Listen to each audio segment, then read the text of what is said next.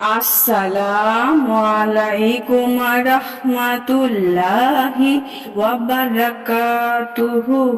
সুপ্রিয় সম্মানিত দর্শক ও শ্রোতা, আশা করি মহান রব্বুল আলামিনের দয়ায় আপনারা সকলে ভালো আছেন। সুপ্রিয় সম্মানিত দর্শক ও শ্রোতা, যদি কোনো ব্যক্তি তার চাকরির মধ্যে উন্নতি পদোন্নতি লাভ করতে চায়, অনেক চেষ্টা মেহনত করার পরেও চাকরিতে পদোন্নতি হচ্ছে না, তাহলে এই আমলটি করুন। ইনশাআল্লাহ চাকরিতে পদোন্নতি লাভ হবে। আমলটি কিভাবে করবেন?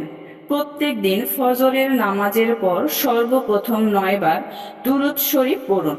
অতঃপর 90 বার ইয়া মালিকো ইয়া মালিকো আল্লাহর এই নামটি পড়ুন। শেষে আবার 9 বার দুরূদ শরীফ পড়ুন। 9 দিন এভাবে আমলটি করুন। 9 দিনে কাজ না হলে 27 দিন এই আমলটি করুন। ইনশাআল্লাহ খুব দ্রুত চাকরিতে পদোন্নতি লাভ হবে। অতঃপর চাকরিতে পদোন্নতি লাভ হবার পর প্রত্যেক দিন 7 বার ঘর থেকে বের হওয়ার সময় আল্লাহর এই নামটি পড়ুন এবং যখনই সুযোগ হবে আল্লাহর এই নামটি 7 বার পড়ুন।